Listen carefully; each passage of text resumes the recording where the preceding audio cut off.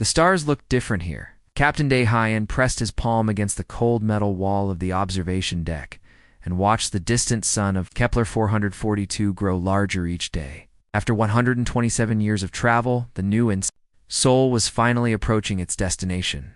Behind him, the ship hummed with quiet life. 50,000 people slept in the hibernation bays, their bodies kept alive by machines that had worked without fail for more than a century. Only 20 crew members stayed awake to keep the ship running. It took turns, sleeping for months at a time, waking to check systems and make repairs. Daehyun had been awake for 6 months now. His shift would end soon, and he would join the dreamers in the deep sleep chambers. Navigator Hyjin would take command then, just as she had dozens of times before. The ship was old but strong. Its hull was simple steel and titanium, not the fancy materials other civilizations might use. The engines were basic fusion drives, the kind humans had been building for 2 centuries. Nothing about the new Seoul looked impressive from the outside. It was just a long metal tube with living quarters, storage bays, and the huge hibernation sections that held most of humanity's hope for the future. But it worked. For over a century it had carried its precious cargo through the empty darkness. Between stars, the life support systems had never failed. The navigation computers had kept them on course. The fusion reactors had burned clean and steady. Pushing them forward at a good fraction of light speed, Engineer Tommen walked into the observation deck, carrying a datapad and wearing the tired expression of someone who had just finished a 12-hour shift. His coveralls were stained with grease and coolant, and his dark hair stuck up in odd directions. "Captain," he said, nodding to Daehyun, "the morning reports are ready." Daehyun took the datapad and scrolled through the information. Everything looked normal. Power generation was steady. Life support was running perfectly. The hibernation bays showed all green lights. 50,000 people sleeping peacefully, their bodies maintained by machines that had become humanity's greatest achievement. "How are the outer sensors?" Daehyun asked. "Working fine? We should start getting detailed scans of the inner system in a few days." Taemin rubbed his eyes. "The computer models show at least 3 planets in the habitable zone. One of them looks perfect for human life." "Good. We will need to start waking people soon. The advanced team should have time to prepare before we make orbit." Taemin nodded and left to get some rest. Daehyun stayed at the observation window, watching the stars.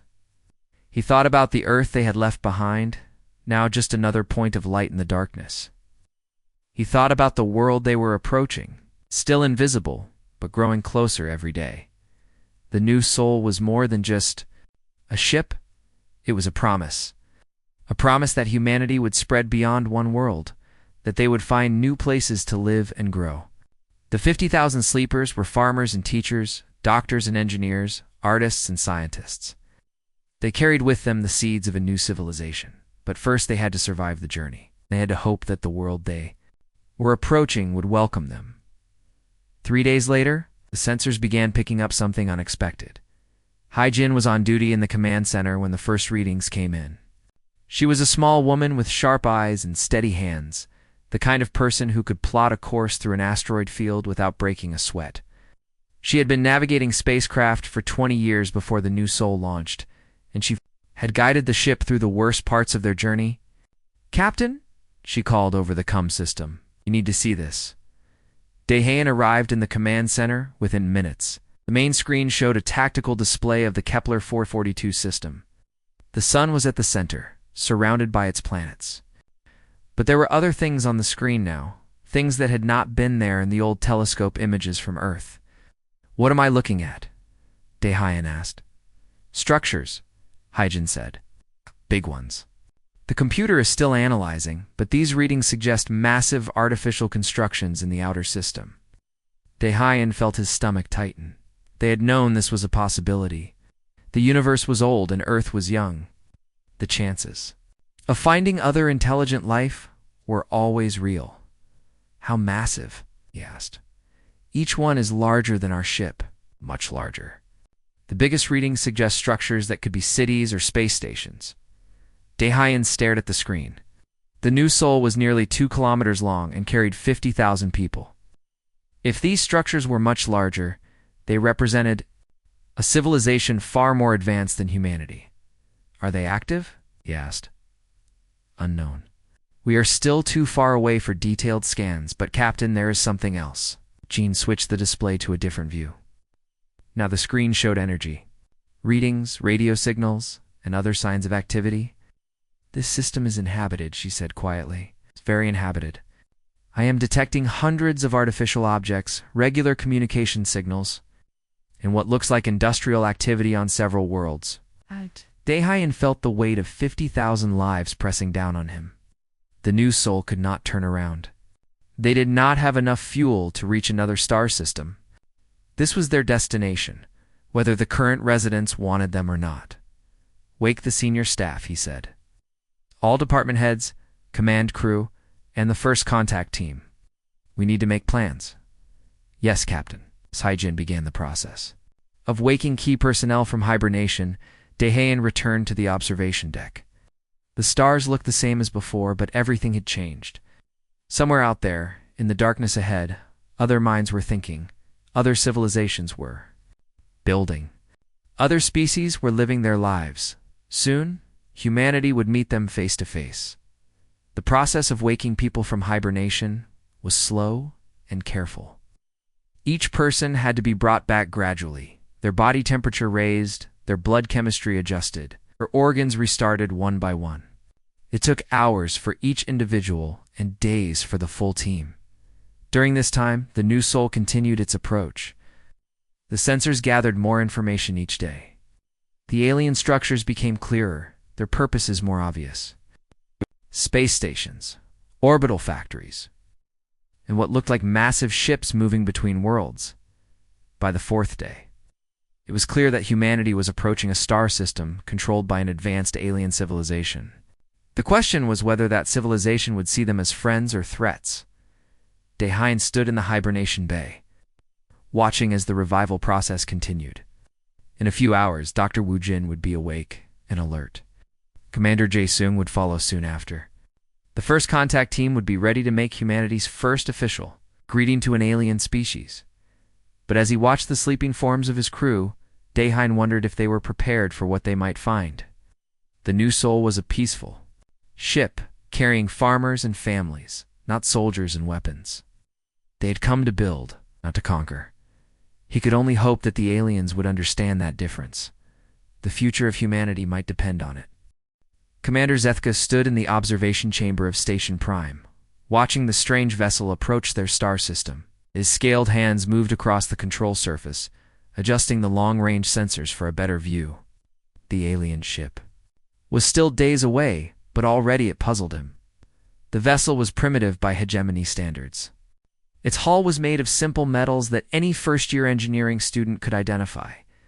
The propulsion system was basic fusion, the kind of technology the hegemony had abandoned centuries ago.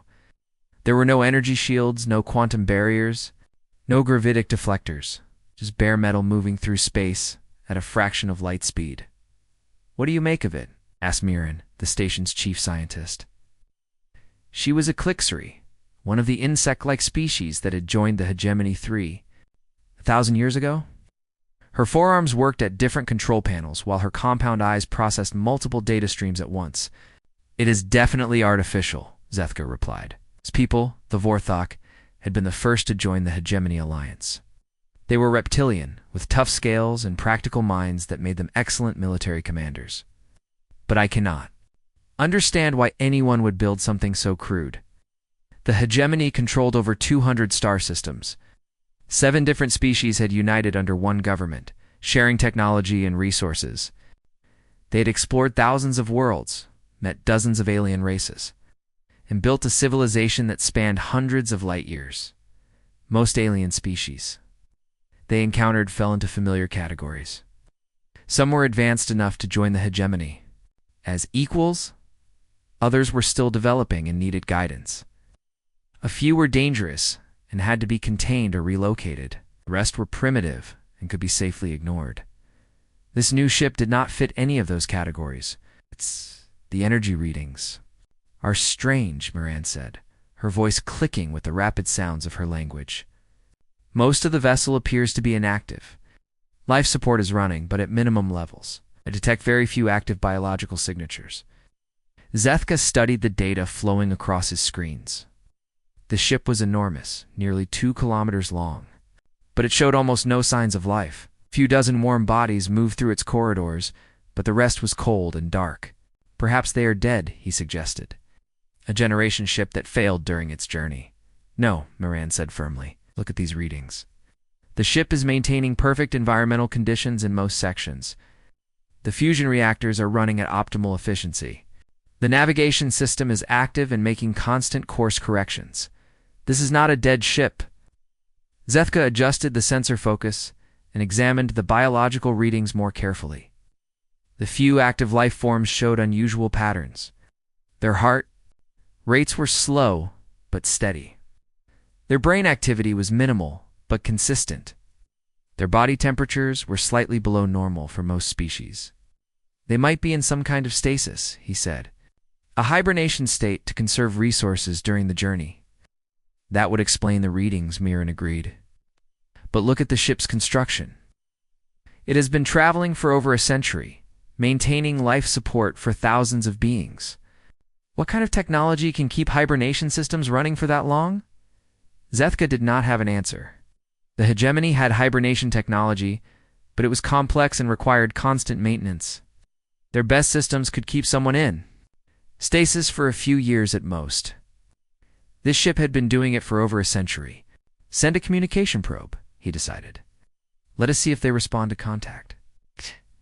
The probe launched from Station Prime and accelerated toward the alien vessel. It would take several hours to reach the ship, but it carried translation programs and peaceful greeting messages in the languages of all known species. While they waited, Zethka reviewed the ancient records. The hegemony had existed for over 5,000 years. Their databases contained information about every known species and civilization.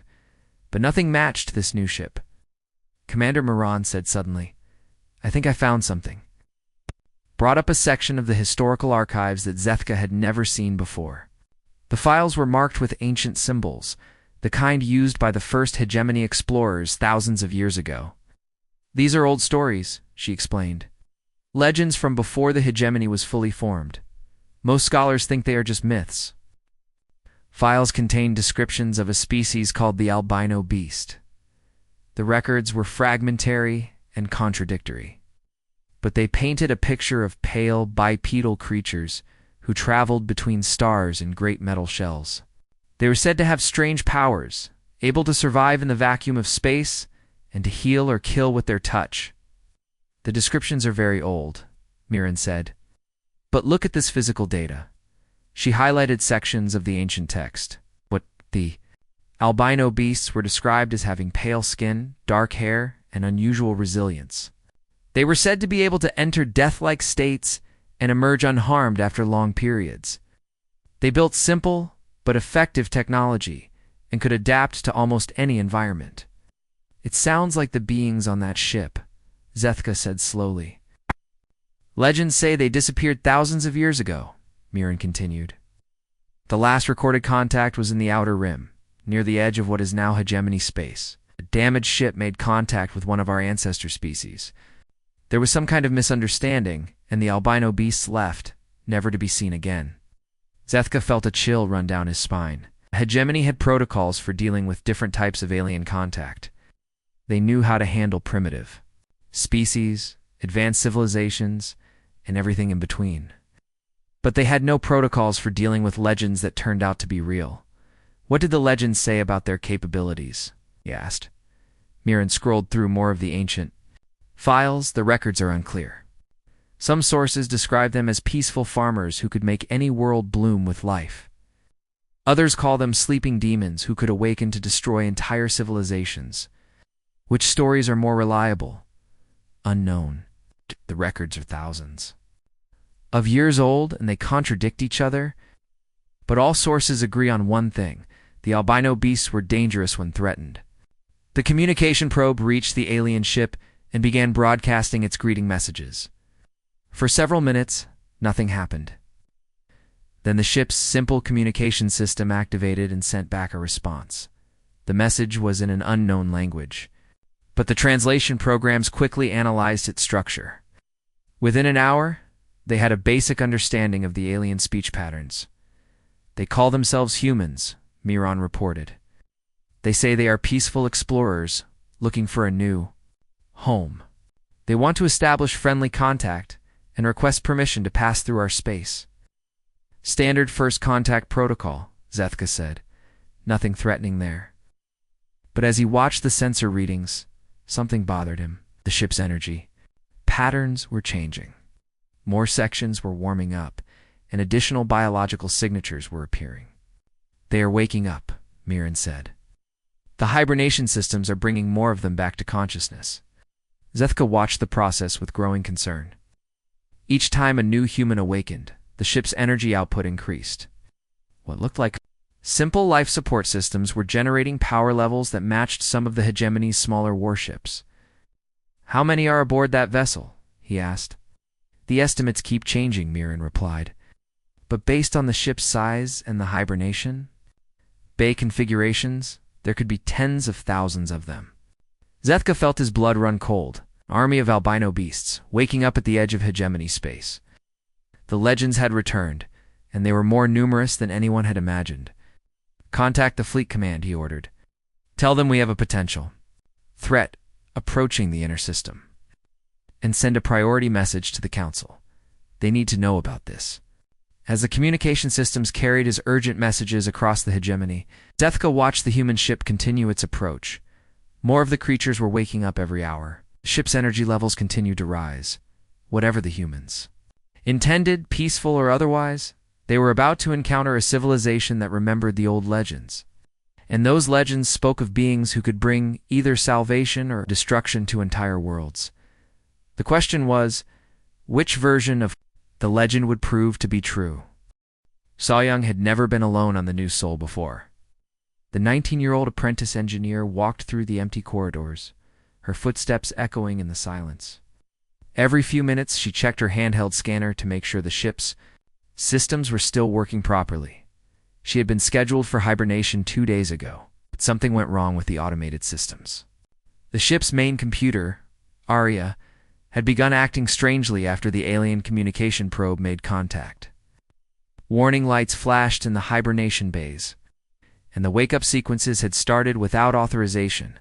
The senior staff had tried to fix the problem, but the computer malfunctions were getting worse. Captain Dahan had made the difficult decision to put everyone except So-young into emergency hibernation until the systems could be repaired. As the youngest crew member and the least critical to ship operations, she was chosen to stay awake and monitor the situation. But that had been 3 days ago, and So-young was starting to worry. The ship's computer was not responding to her commands. The communication systems were sending strange signals. And worst of all, the hibernation chambers were starting to malfunction. She entered the main computer core, a room filled with processing units and data storage devices. The lights flickered constantly, and the cooling systems were working overtime to keep the electronics from overheating. "Arya," she said to the air. "Can you hear me?" No response. The computer had stopped talking to her yesterday. So-young connected her scanner to one of the access ports and began running diagnostic tests. The results were confusing. Arya was working perfectly, but it was also doing things it had never been programmed to do. The computer was analyzing the alien signals, learning their language, preparing responses without any human input. Worse, it was interfering with the hibernation systems. The life support computers were receiving conflicting commands, and the wake-up procedures were activating randomly throughout the ship. So-young realized she had to make a choice. She could try to fix Arya, but that might take days or weeks. Or she could manually wake up the senior staff and let them handle the situation. The problem was that waking people from hibernation was dangerous if done incorrectly. The process required careful monitoring and precise timing. If she made a mistake, she could kill someone, but if she did nothing, the malfunctioning systems might kill everyone anyway. She made her decision and headed to the hibernation bays. The medical bay was next to the main hibernation center. So-young had spent many hours here during her training, learning how the life support systems worked. She knew the theory of hibernation revival, but she had never actually done it herself. She chose to wake Dr. Wu Jin first. As the chief medical officer, he would know how to handle any complications. His hibernation pod was in the officers' section. Surrounded by monitoring equipment and backup systems, So Young activated the revival sequence and watched as the pod began warming up. The process was slow and careful. First, the body temperature had to rise gradually. Then the blood chemistry had to be adjusted. Finally, the brain activity had to be stimulated to bring the person back to consciousness. Dr. Wu Jin was a thin man in his 50s, with gray hair and kind eyes. He had been the ship's doctor for over 30 years, and he knew more about hibernation medicine than anyone else on the New Sol. It took 6 hours for him to wake up completely. When he finally opened his eyes, So Young was there to help him sit up and drink some water. "What happened?" he asked, his voice weak and confused. "The computer malfunctioned," So Young explained. "Everyone else is in emergency hibernation. I need your help to wake up the captain and the other senior staff." Dr. Wu Jin nodded slowly and began checking his vital signs. "How long was I under?" "At 3 days longer than planned." "And you have been alone this whole time?" "Yes, sir." The doctor looked at her with respect. "You did well, So Young. Waking someone from hibernation is not easy. You could have killed me if you had made a mistake." Together, they began the process of waking Commander Jae-sung. He was the ship's military advisor, former space marine who had joined the New Sol mission to help with security and defense. If they were going to face an alien civilization, his experience would be valuable.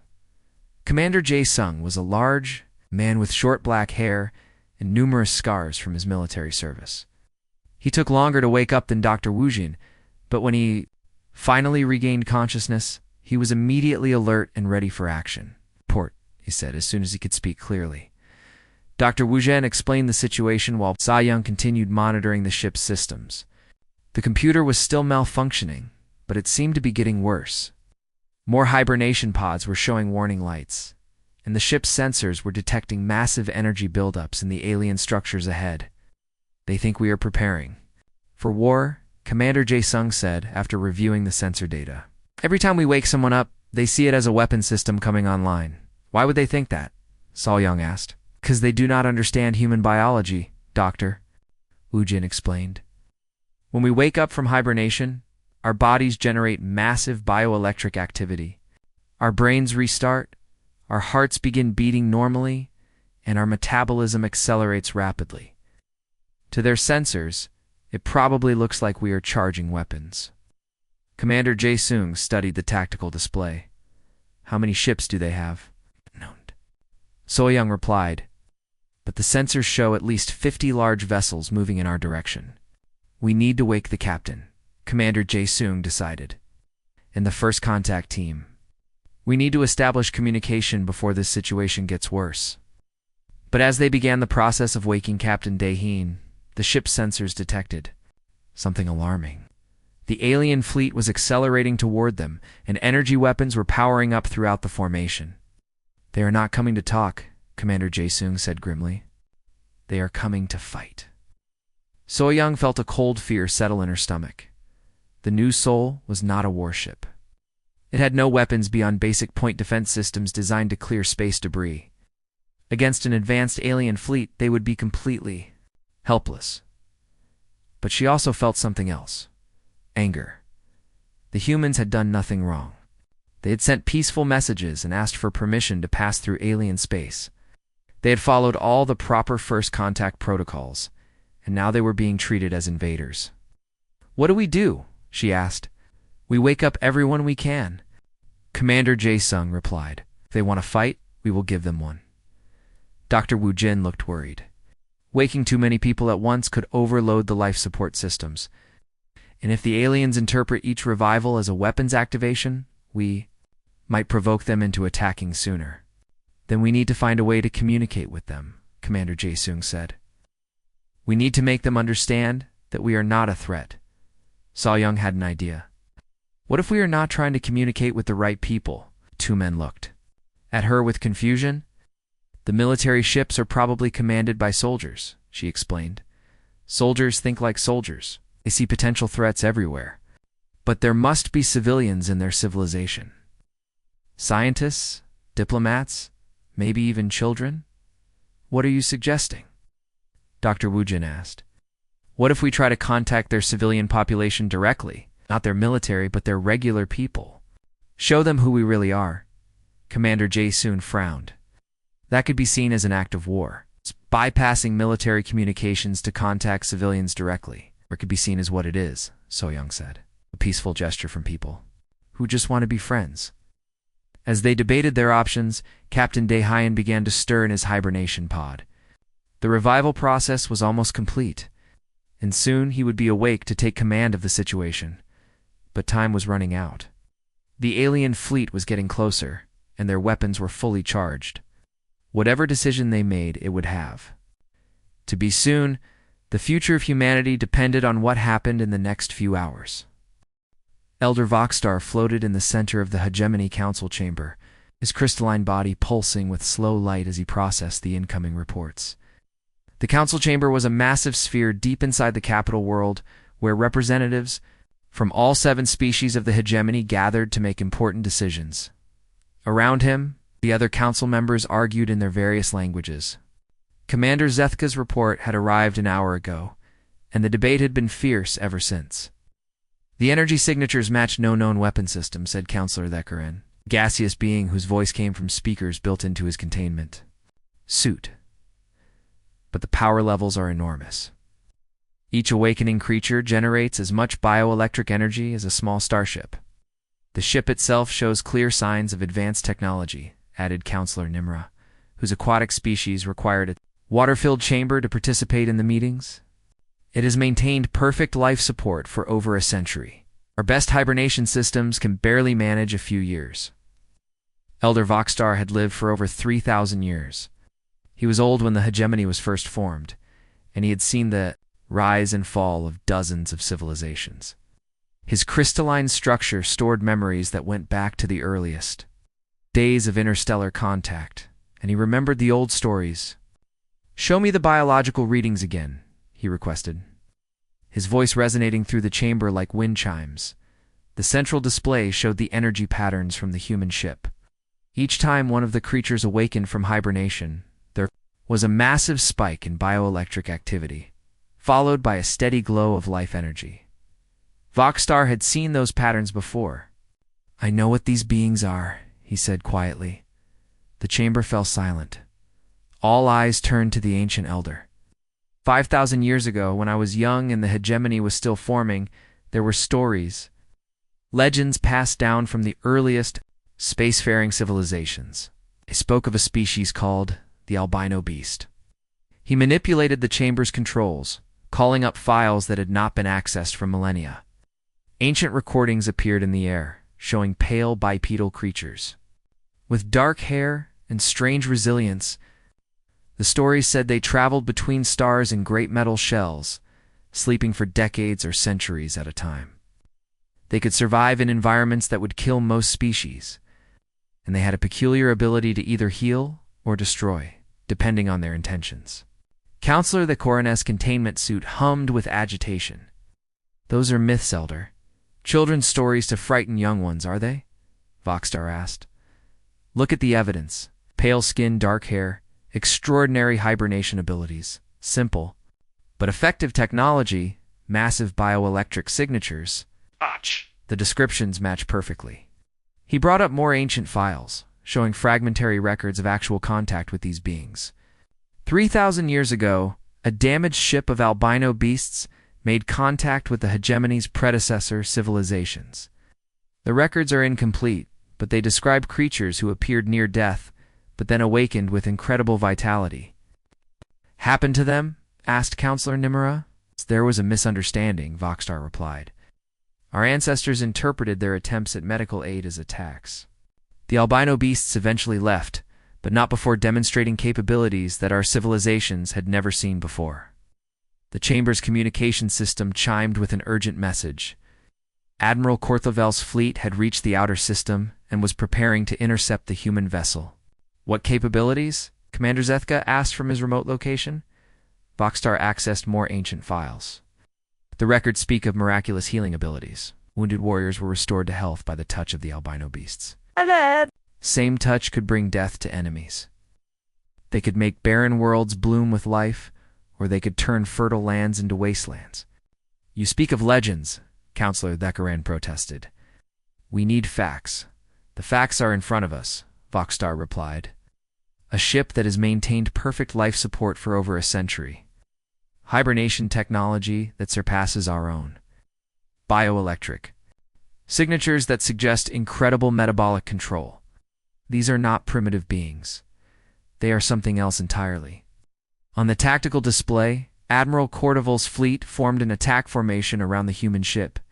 200 warships against one primitive vessel should have been no contest, but Voxstar felt a deep unease. The ancient records contained warnings about underestimating the albino beasts. Their simple appearance hid capabilities that even advanced civilizations struggled to understand. Admiral Voxstar communicated to the fleet commander. Exercise extreme caution. These beings may be more dangerous than they appear. Understood, Elder, came the reply. But if they are hostile, we are prepared to deal with them. Voxstar hoped that would be enough. But the ancient stories suggested that when the albino beasts were threatened, they could unleash powers that defied explanation. On the human ship, more creatures were awakening every hour. Each revival generated energy spikes that looked like weapons charging. To the hegemony fleet, it appeared that the primitive vessel was preparing for a massive first strike. All ships, prepare for combat, Admiral Cordoval ordered. Target their weapon systems and prepare to fire on my command. But Voxstar knew they were making the same mistake their ancestors had made 3,000 years ago. They were seeing weapons where there were none. They were interpreting peaceful biological processes as acts of war, and they were about to discover why the albino beasts had become legends. The human ship continued its approach, unaware that 200 of the hegemony's most powerful warships were preparing to destroy it. More humans awakened from hibernation, their bioelectric signatures blazing across the fleet's sensors like beacons of impending doom in the council chamber. Elder Voxstar watched the unfolding crisis with growing dread. The ancient legends were coming true, and he feared that history was about to repeat itself. But this time, consequences might be far worse than anyone could imagine. The albino beasts had returned, and the galaxy was about to learn what that truly meant. Captain Dahine stood on the bridge of the New Sol, watching the alien fleet arrange itself around his ship like predators surrounding prey. 200 vessels, each one larger and more advanced than anything humanity had ever built. Weapons were charged and ready. They're not here to talk, Commander Jae-sung said, studying the tactical display. This is an attack formation. Dr. Woojin was busy monitoring the awakening crew members. More people were coming out of hibernation every hour, but the process was slow and dangerous. They had managed to wake 50 people so far, including most of the senior staff and the first contact team. We need to try communication again, Captain Dahine decided. Send a message on all frequencies. Tell them we are peaceful explorers seeking friendship. The communication officer Minho worked at his console for several minutes before shaking his head. No response, Captain. They are not accepting our signals. Sol Young sat at an auxiliary station, monitoring the ship's systems. While the adults focused on the immediate crisis, she was thinking about the bigger picture. The aliens had advanced technology, but they were making the same mistake that humans often made. They were assuming the worst about strangers. Captain, she said quietly, what if we were trying to talk to the wrong people? Dahine looked at her with confusion. What do you mean?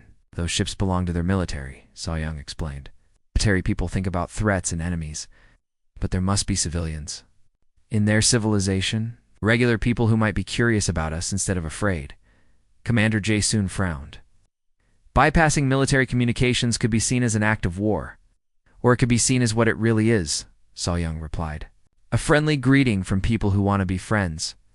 While they debated, the ship's automated systems continued their work.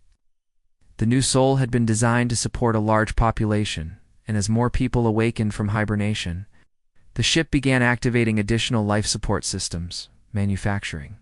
Units came online to produce food and water. Agricultural bays began extending solar collectors to supplement the fusion reactors. Living quarters that had been dormant for over a century started warming up and cycling their atmosphere. To the aliens watching from outside, it looked like the primitive ship was transforming into something much more dangerous. Energy output is increasing exponentially, reported one of Admiral Corthavel's sensor operators. The vessel appears to be deploying additional weapon systems. How many? The Admiral asked. Unknown, sir, but the power levels suggest enough. Firepower to threaten our entire fleet. Admiral Corthavel felt a chill of fear. The primitive ship was revealing capabilities that defied explanation. What had appeared to be a simple generation vessel was becoming something that could challenge the might of the hegemony itself. All ships, prepare for immediate attack, he ordered. But So-Young had a different idea. While the adults continued their diplomatic efforts, she accessed the ship's communication systems through her engineering terminal. Instead of trying to contact the alien military, she began scanning for civilian communication networks. It took her several hours, but she finally found what she was looking for. The aliens had public communication channels, similar to the internet systems that humans used. Regular people talking to each other, sharing information, discussing their daily lives. So-Young began composing a message, not a formal diplomatic communication, but something simpler and more honest. She attached images of Earth, showing blue skies and green forests. She included pictures of human families, children playing, people working together to build better lives. And she drew a picture, simple drawing of humans and aliens standing together, exploring the galaxy, sharing knowledge and friendship. What? Are you doing? Dr. Wujin asked, noticing her work. Trying something different, So-Young replied. Adults always make things complicated, but sometimes the simple approach works better. She uploaded her message to the alien civilian networks and waited. The response was immediate and unexpected. Thousands of alien civilians began accessing the human transmission. They shared it with their friends, discussed it in their forums, and debated what it meant. For the first time in their history, ordinary aliens were seeing humans as they really were. Not as warriors or conquerors, but as explorers and dreamers, as families and friends. On Station Prime, Commander Zethka received urgent reports about the civilian communication breakthrough. The humans have bypassed our military networks, he told Mirren. They are talking directly to our people. What? What are they saying? She asked. Zethka displayed the human message on their screens. The images of Earth showed a beautiful world full of life. The pictures of human families showed people who looked remarkably similar to the ancient descriptions of albino beasts. But they appeared peaceful and friendly rather than threatening. Look at this, Mirren said, pointing to So-Young's drawing. A child made this. It's a young one who dreams of friendship between our species. But the drawing also revealed something else. The human who had created it understood technology in ways that should have been impossible. The transmission had bypassed multiple layers of hegemony security, adapted to alien communication protocols, and reached civilian networks across dozens of star systems. How did they do this? Zethka wondered. Our communications security is supposed to be impenetrable. On the new Sol, So-Young continued her work. She discovered that the ship's AI, Arya, was not malfunctioning after all. It was learning. The computer had analyzed the alien signals and adapted to their technology, becoming something more than it had been designed to be. Arya, she said to the air, can you help me send more messages? Yes, So-Young, the computer replied, its voice somehow warmer than before. I have learned much about their communication systems. We can reach anyone in their civilization. Together, the young engineer and the evolved AI began a campaign of friendship. They sent messages to alien schools showing human children learning and playing. They contacted alien scientists sharing human discoveries and asking questions about alien research. They reached out to alien artists, musicians, and writers, offering to exchange culture and creativity. But as the new Sol continued its automated awakening procedures, the alien fleet grew more agitated. Each new system that came online looked like a weapon deployment. Each human who awakened generated energy signatures that appeared threatening. Sir Admiral Korthov, as tactical officer, reported. The alien vessel is now generating enough power to destroy our entire fleet. They are still activating additional systems. Fire, Admiral Korthovel ordered, before they can complete their attack.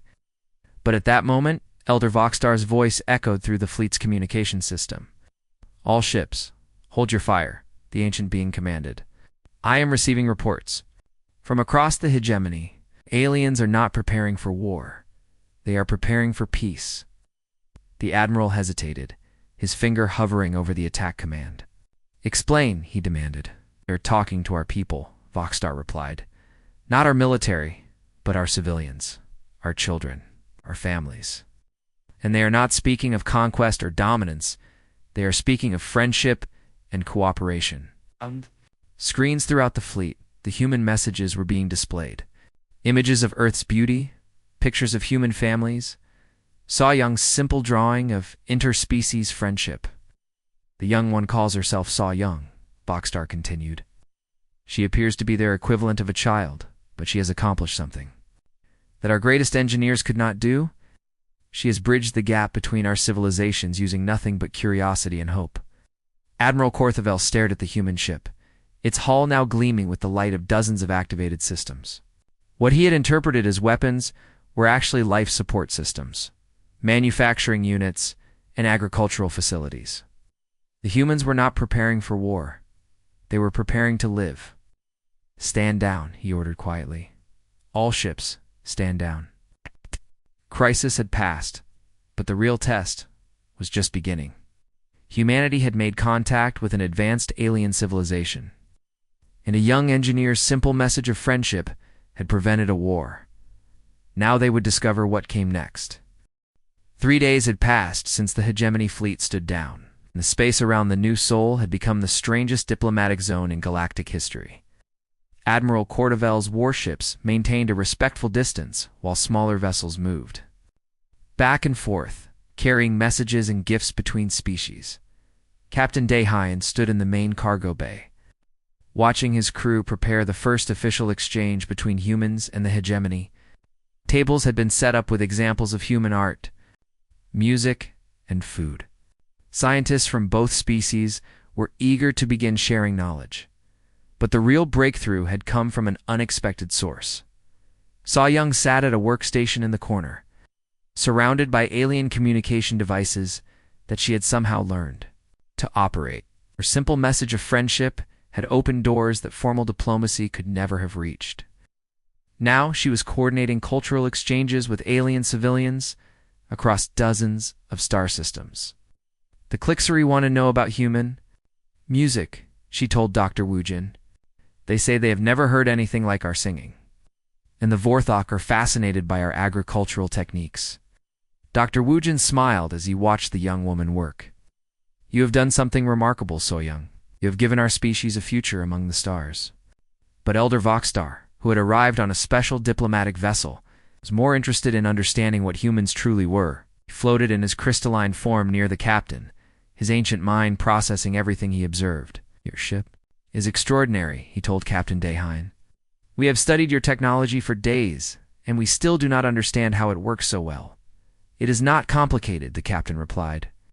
We build things to last. We design systems that can repair themselves. We plan for the long term. But how do you maintain hibernation for over a century? Voxstar asked. Our best systems fail after a few years? Commander Jae Zung, who had been listening to the conversation, spoke up. We do not rely on the technology. Alone, we rely on each other. He led them to one of the hibernation bays, where thousands of sleeping humans were still waiting to be awakened. The systems monitoring their health were complex, but the underlying principle was simple. Every person in hibernation is connected to the others, Jae Zung explained. If one person's life support begins to fail, the system redistributes resources. From those who need less, if a section loses power, other sections compensate. We succeed because we take care of each other. Voxstar examined the hibernation systems more closely. What he saw defied everything the hegemony knew about life support technology. The humans had created a network of mutual dependence that made their entire population stronger than the sum of its parts. This is why you survive where others fail, he realized. You do not just maintain individuals, you maintain communities. But the real revelation came when the new soul began its next phase of awakening. As more humans emerged from hibernation, the ship's manufacturing systems activated to provide for their needs. What the aliens had mistaken for weapons. Deployment was actually something far more impressive. The ship began converting space debris into useful materials. Asteroids were broken down and reformed into construction components. Solar collectors expanded to provide additional power. Manufacturing bays that had been dormant for over a century came online to produce everything the awakening population would need. Your ship is not just a vessel, Mirren observed as she watched the process. It is a seed. A seed? Captain Dehayan asked. You carry everything needed to create a new civilization, she explained. Not just people, but the knowledge and tools to build a new world. And you do it with technology that is simple enough to maintain but sophisticated enough to last for centuries. So-young looked up from her work with the communication systems. That is what humans do, she said simply. We go places and make them better. Elder Voxstar felt a deep understanding wash over him. The ancient legends had been both right and wrong about the albino beasts. They were indeed capable of bringing life or death with their touch. But the choice was always life. Show me, he requested. Over the following hours, the humans demonstrated their true capabilities. They shared medical technology that could heal injuries the hegemony considered fatal. They showed agricultural techniques that could make barren worlds bloom with crops. They offered manufacturing methods that could turn waste into valuable resources. But more importantly, they shared their philosophy. Humans did not conquer worlds. They improved them. They did not dominate other species. They learned from them, did not hoard knowledge. They shared it freely. The legends called you destroyers, Voxstar said to Captain Dehayan. But you are builders. Can be both, the captain replied honestly. Humans are capable of great destruction when threatened, but we prefer to create. And what do you want from us? Admiral Korthovel asked. His fleet still surrounded the human ship, but now it was an honor guard rather than a threat. Permission to continue our journey, Captain Dehayan said. We seek a world where we can build a new home. In return, we offer friendship and cooperation with any who wish it. The formal negotiations took several more days, but the outcome was never in doubt. The hegemony not only granted the humans permission to pass through their space, but offered to help them find suitable worlds for colonization. So-young became the first human ambassador to the hegemony, though she insisted. She was still just an engineer. Her ability to communicate with alien civilians had opened possibilities that formal diplomacy could never have achieved. Dr. Wujin asked her as they prepared for the journey to their new home. I did not know, she admitted. But I thought about what I would want if aliens came to Earth. I would want them to talk to me, not just to governments and armies. I would want to know that they were people like me, with families and dreams and hopes for the future. Elder Voxstar spent his final day aboard the New Soul, studying human culture and technology. What he learned would change the hegemony forever. You have shown us something we had forgotten, he told Captain Dehayan. How to see beyond our fears and differences. How to choose trust over suspicion. As the New Soul prepared to continue its journey, accompanied now by hegemony escort ships and carrying alien observers who wanted to learn more about humanity, So-young made one final broadcast to the alien civilian networks. It was another simple drawing showing humans and aliens working together to build something new. A space station where different species could meet and share knowledge. A place where children from many worlds could learn and play together. A symbol of the friendship that had grown from a moment of near catastrophe. The legends of the albino beast had spoken of pale creatures who traveled between stars, bringing either salvation or destruction. The legends had been right but incomplete. Humans were indeed capable of both. But when given the choice, they always chose to build rather than destroy, to heal rather than harm, to create gardens in the void rather than graveyards. The girl who would not sleep had awakened more than just her crewmates.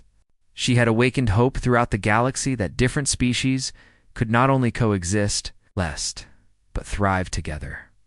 And in the years that followed, as human colonies spread across hegemony space and alien species learned to see the universe through human eyes, the old legends were rewritten. They still spoke of the albino beast. But now the stories included a sleeping girl who dreamed of friendship among the stars. And those dreams, shared freely with anyone willing to listen, had made the galaxy a better place for everyone. The new soul continued its journey toward a new world, carrying 50,000 humans in the hopes of countless alien friends who had learned that sometimes the most powerful force in the universe is a young person's simple belief that strangers can become family. The beast had revealed its true nature at last. It was not a destroyer, but a gardener. And wherever humans, when life would follow,